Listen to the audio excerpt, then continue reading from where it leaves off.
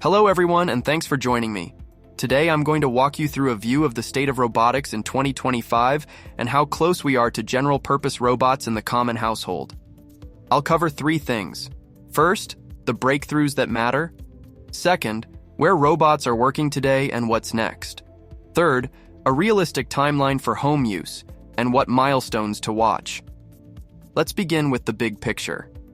In the past 2 years, humanoid and service robotics have accelerated from wow factor demos to early deployments in tightly controlled environments. Investment has surged, partnerships are forming, and some companies are building first-generation factories to produce robots at scale. But the path from a robot that unloads totes in a warehouse to a robot that folds your laundry and empties your dishwasher is still non-trivial. A key takeaway from industry analyses is this: intelligence and perception are improving fastest, while handling and power remain gating factors. In other words, robots are getting much better at seeing and planning, but fine manipulation and all-day battery life still lag human levels. And that matters for messy homes full of edge cases and long tasks. Let's talk about the advances, starting with perception and intelligence. Thanks to modern vision systems, multimodal AI, and large behavior models, robots can increasingly map their surroundings, recognize objects, and plan sequences of actions. We're seeing improved spatial reasoning, better scene understanding, and faster iteration cycles because the AI can be trained both in simulation and in controlled real-world pilots. Many experts expect perception and intelligence to reach or approach human-level capability for constrained tasks in the next few years, which is why you're seeing pilots in warehouses and factories now. Second, form factors and locomotion. We've entered what many call the year of the humanoid, with multiple companies demonstrating bipedal robots designed to operate in spaces built for humans. Think standard doorways, stairs, and workbenches. Boston Dynamics introduced a fully electric Atlas with dynamic movement for industrial tasks.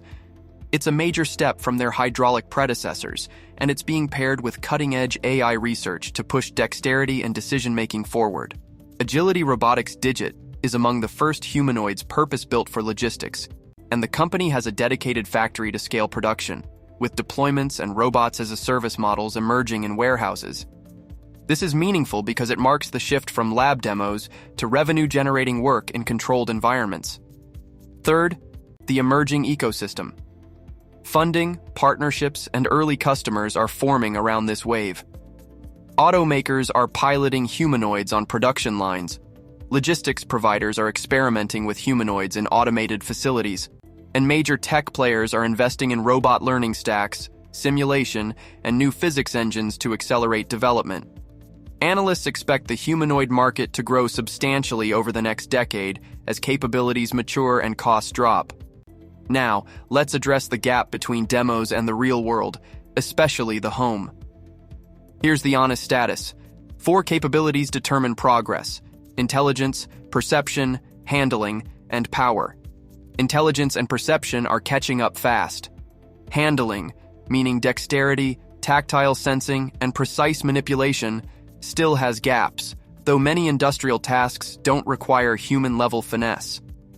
Power is the quiet bottleneck.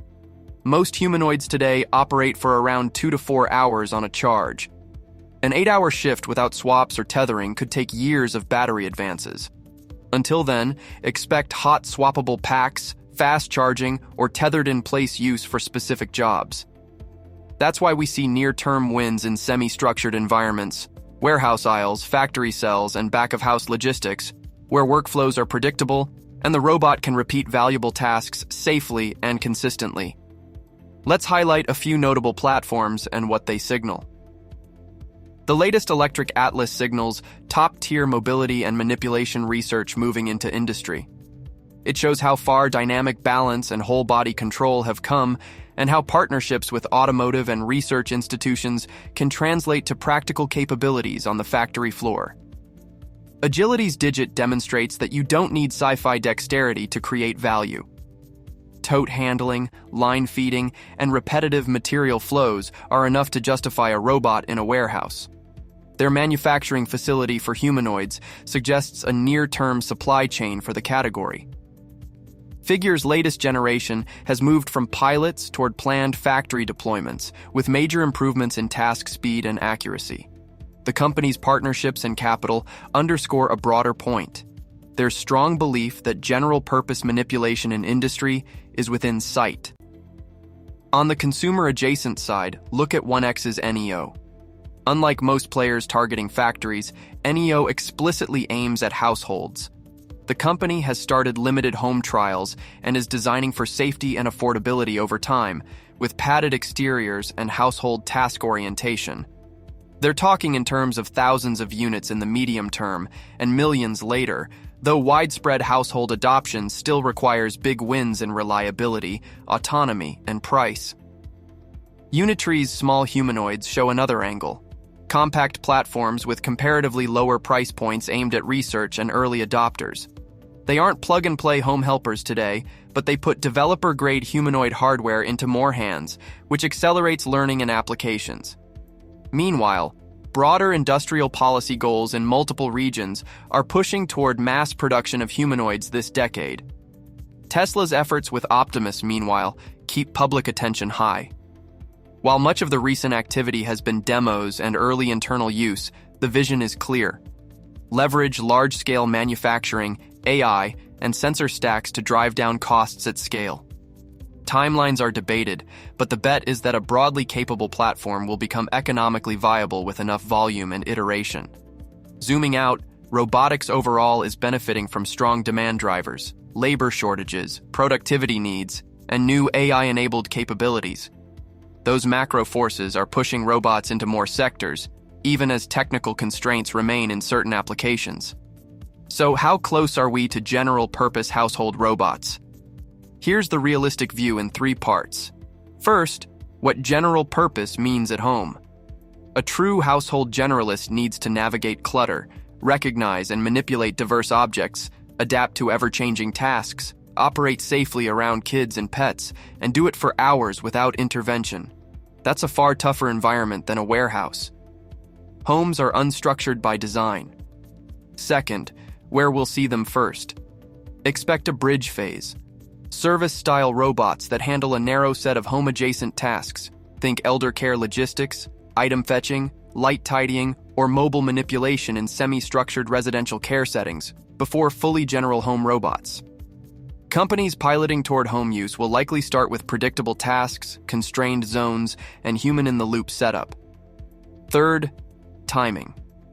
Based on current trajectories, expect meaningful home pilots to expand over the next 2 to 3 years, with early adopter households and assisted living facilities seeing the first wave of practical utility, still with constraints.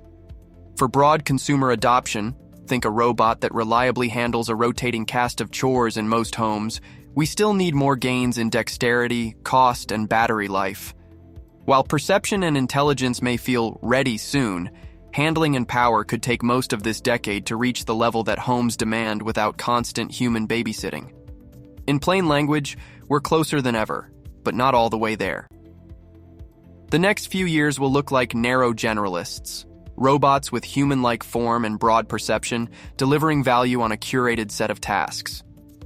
True, drop-in home generalists will likely follow after proven wins in semi-structured service settings, better hands, richer tactile sensing, cheaper components, and longer runtimes. What milestones should you watch?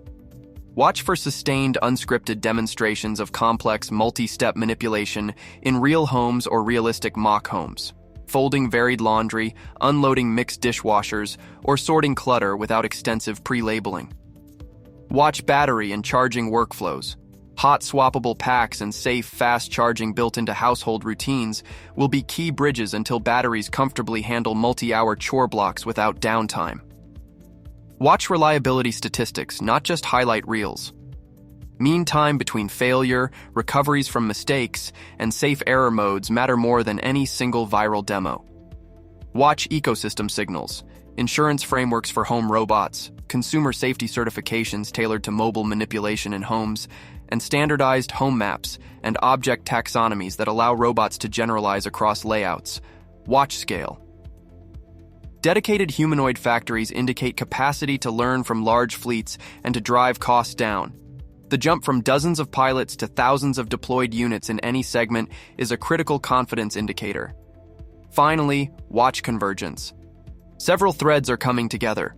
Better AI policies for tool use, richer tactile skins and fingertips, improved actuators and lightweight materials, and more efficient power systems. When those converge, home usefulness jumps. Let me close with a balanced forecast. Industrial and logistics deployments will keep expanding quickly. Expect to see humanoids and mobile manipulators in factories, warehouses, and back-of-house operations, doing useful work with rising autonomy and reliability. That scale will train the AI, improve the hardware, and lower costs. In residential life, we will see capable early entrants in specific contexts, assisted living, high-income early adopter homes, and structured household tasks within the next few years. But the ubiquitous general-purpose home robot that can safely, affordably, and reliably do a rotating cast of chores in most homes is more likely a second half of the decade story, contingent on the handling and power breakthroughs that remain today's bottlenecks. The takeaway is hopeful and practical. We are closer than ever, and progress is compounding.